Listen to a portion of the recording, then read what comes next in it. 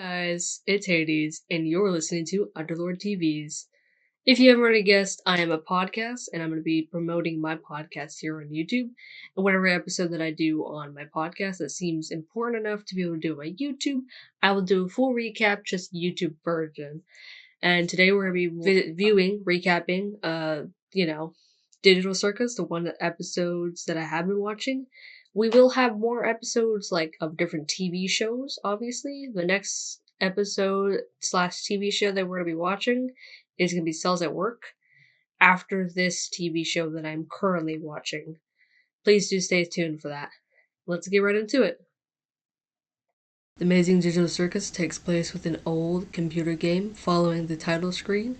We are then presented to Kane, who is an AI ringmaster, or the host of the show, with his companion, Bubble, and he basically, introduces the viewers to the TV show. Then we are introduced to a cool theme song with Gangle, who is one of the characters, having a theater mask and body parts made up of 5 red ribbons. Then you have Zubul, who is mixed up toy parts. You have Kinger, who is the white chess king. And then you have Regatha, who is an optimistic ragdoll with a 1 button eye. Jax, who is a mischievous purple cartoon rabbit. Then you have Kahmu, who is a cardboard cutout of this scene because we have no clue where he actually is. Because the new character joins in. This tiny jester-looking character is so confused, and it quickly to be even more confused, asking why they're here and trying to get back to the human world. And of course is just concerned in general, what is going on. So they end up believing that they're dreaming, which Jax, one of the jerky characters, decides to laugh about it and be like, oh yes, keep dreaming, sweetheart. And yeah, there's no way to leave. She's still fearful and confused, and trying to leave. Kane starts to introduce the new jester to the tent where everyone is living. So he kind of just shows the grounds, he shows the void, he shows everywhere. But Pomni on the way then sees an exit door, which she was about to ask, but King Kane just brings them back, and before Pomni can even think about it. And then she becomes distorted again after being asked what her name was, and she's like, wait, what? She starts cussing, which was obviously blurted out, and Kane does say, you can't cuss here, it's a kid-friendly show.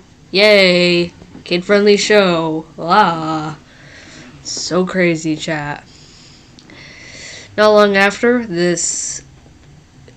she basically gets her name, Pomni, after a few tries of just not getting a name, because it kept coming up with gibberish, and Kane was like it was weird. It was so weird. But that's a pair of genters for you. Not long after adventure does start, Zubul of course tries to leave, but ends up getting torn apart by Gloinks, what are shaped creatures with eyes, which, yay, Gloinks. What could these be? And of course, they end up leaving Kinger and Gangle, a sad character, and a crazy Kinger, chaos, insanity, blah. He just doesn't remember anything, and he just likes to be crazy. And yeah, he does not think. And leaving them with the adventure, and Jax, Ragatha, and Pomni decide to go check on Gothmo, because Pomni was like, oh, after Kinger said that he's talking about Exidor, so she's like, ooh, that may be my way out. They end up going to Kaufman's room and ends up finding out that he abstracted. Freaking fantastic. So fantastic. And, Jax runs away. He joins the others for the adventure. Ragatha then gets beats up, it starts glitching, and then Pomni, of course, freaks out because it's her first time and she's definitely getting traumatized right now. So she runs off where the extracted creature monster thing starts chasing her, and then falls off the railing and so sees a Gloink, which is, again, a shaped creature with eyes and a mouth that are really cute. Starts chasing one of those, and she has a chance to go run back to Ragatha, who Ragatha then apologized for her stay here and how this is probably the worst first day ever. Pomni goes ahead and tries to help her, but ends up getting her hand glitched, which kind of hurts her, and it's hurting Ragatha like crazy because her whole body is glitching. So she basically tells Pomni, hey, why don't you go find Cain? So yeah, Pomni runs around trying to find Cain. She ends up running across a mirror, which she looks at herself before shaking her head and going right back to what she was doing. And then she finds an exit door. Yay. She enters the exit door and basically goes into this office labyrinth. Then we switch back to the crew, who are currently trying to save Zubul from his giant Gloink Queen, because Jax pushed them into a hole where the Gloink Queen was, because he joined them, which freaking yay. And, pretty crazy. I'm tired.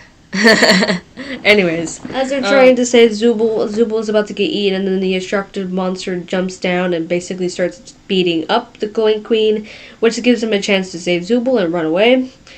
Anyways, we switch back to Pomni, who is going through all these doors. It feels like an endless maze of just going through doors until she stumbles across an office room with a computer and a headset, like a VR headset, but she just gives it a weird look and then runs into a CNA door, which leads her to the void.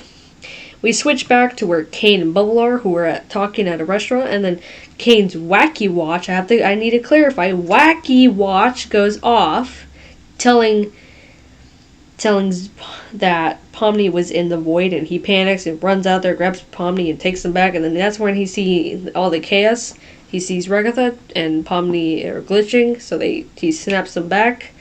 And then he obviously turns the abstracted form and just shoots him down to the cellar where all the abstracted beings go. And after this, everybody's fine. So Bubble is like, oh, let me just give you guys a nice reward and give you dinner. So even though they don't need to eat, sleep, or do anything, they just end up having, a dinner to feel normal and human. So yeah, this scene then turns to Pomni, it slowly zones out of her smiling like an insane person as she's about to go crazy. And yeah, the credits play on and you have music and bouncing tents and you got the sun and moon and that was the credits. So my opinions. Overall, it had a great execution for what it was. And it felt really fast. It felt like a final project that was just, boof.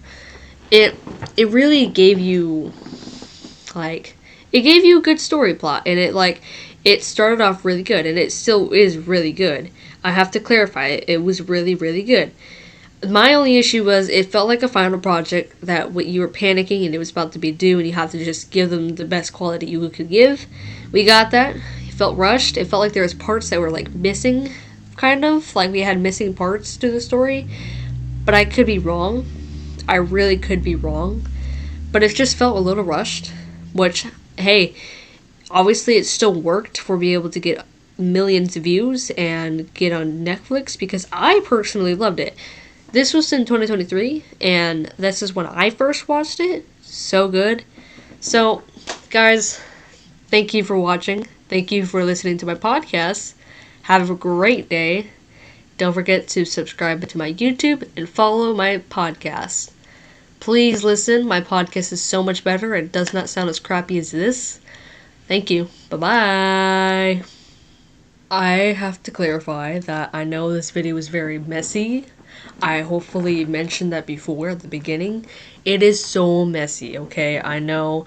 I promise you my podcast is more professional than most people would expect. I've had multiple comments say you have a great voice to do this. I'm just really nervous to do this on camera for some reason. Plus the camera quality is terrible right now. Terrible. But I've been told by multiple people I can stay on task. I don't say a lot. And I can hold my breath when I'm talking. And I sound more professional because I actually have a podcast voice to do this with. I'm currently losing my voice, so I'm trying to sound a little bit louder so you guys can hear me. But when I tend to do my podcast, I'm a little bit softer, I'm a little bit calmer. I'm trying my best. I promise you, it is not as bad as I just did this video. This video is just a quick summary rundown of my podcast. So yeah, this is my first time. Please give me some time. The edit is going to be terrible because I can't do edits on free apps. I can do them on paid apps because nothing's glitching. But then again, free apps tend to glitch on my computer the most, so I have to deal with it. Because that's the only alternative I have. Bye.